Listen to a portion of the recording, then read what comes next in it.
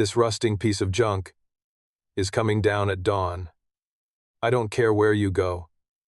You and this pathetic tower are standing in the way of a $50 million resort. Pack your bags, or get buried under the rubble. The heavy folder slapped against the wet floorboards, scattering legal documents everywhere. The wind howled outside, violently rattling the glass panes of the lighthouse. But it was nothing compared to the storm brewing inside the cramped, circular room. A young woman in a faded wool sweater stood her ground. Her name was Claire, and she was the last lighthouse keeper on the southern peninsula. A few feet away, sitting quietly on a worn-out sofa, was a single father holding his 7-year-old daughter. He didn't look like much, just a guy in a damp flannel shirt, keeping his kids safe from the storm. But as the arrogant contractor kept screaming, the father silently pulled a satellite phone from his pocket, his thumb hovering over the dial pad. "Hello, everyone." Sometimes, the fiercest storms reveal the brightest lights in people. If you believe in standing up for what's right, let me know by commenting. I believe kindness is always guided by God, and make sure to subscribe to the channel so we can keep sharing these incredible stories with you. Just 3 hours earlier, the storm had hit without warning. Henry and his little girl, Lily, had been out exploring the rugged coastline.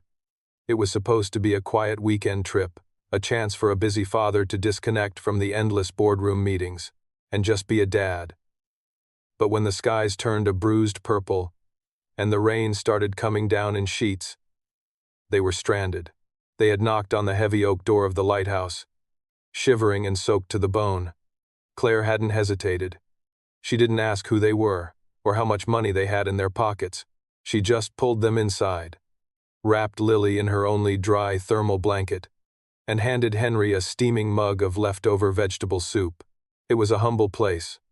The walls were peeling, and the small electric heater barely fought off the ocean chill.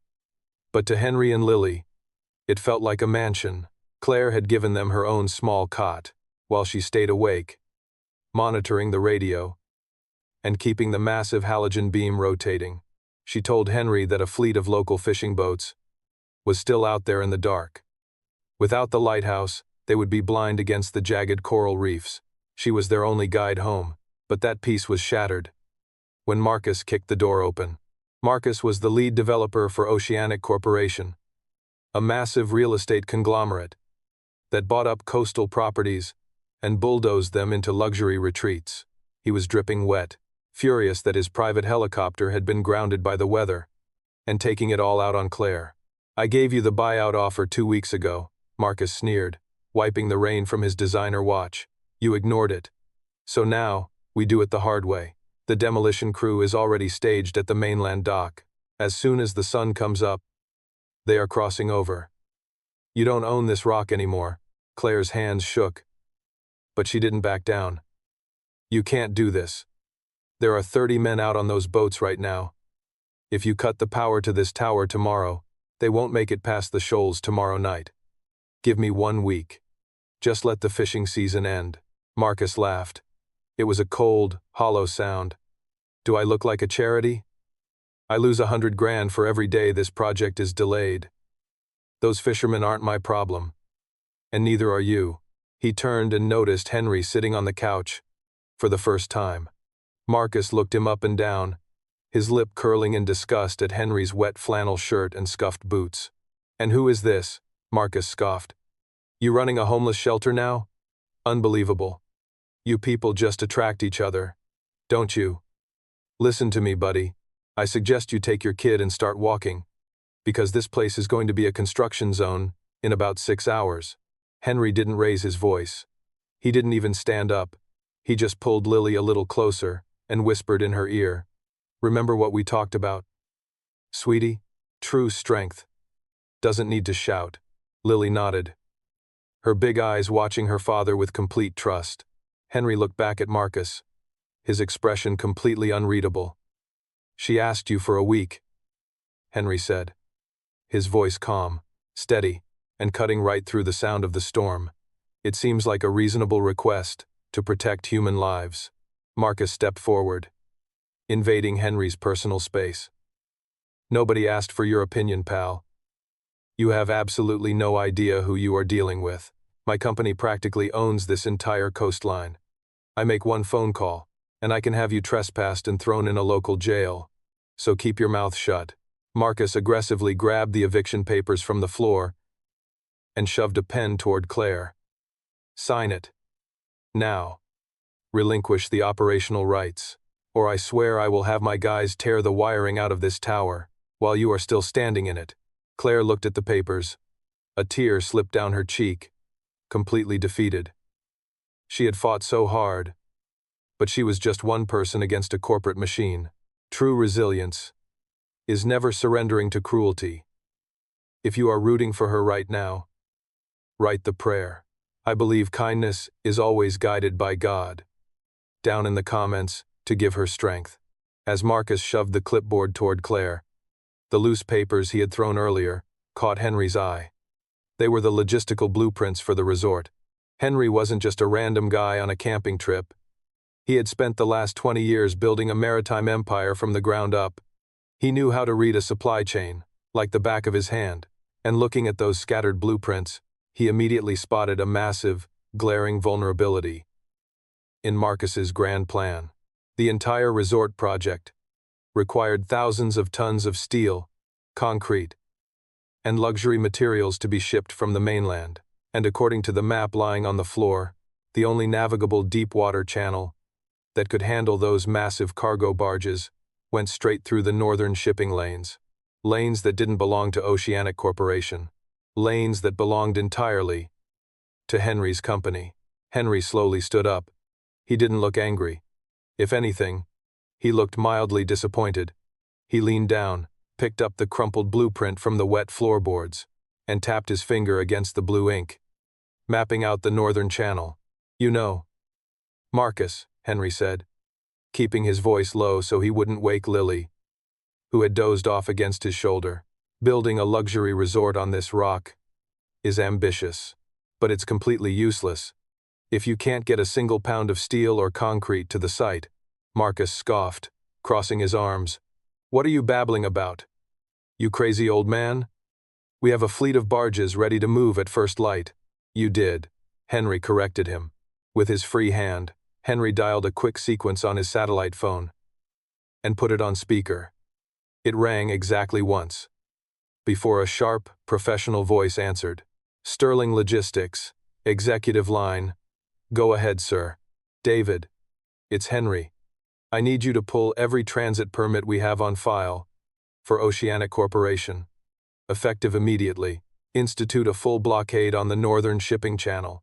No oceanic vessels are to pass through our waters. Understood, Mr. Sterling.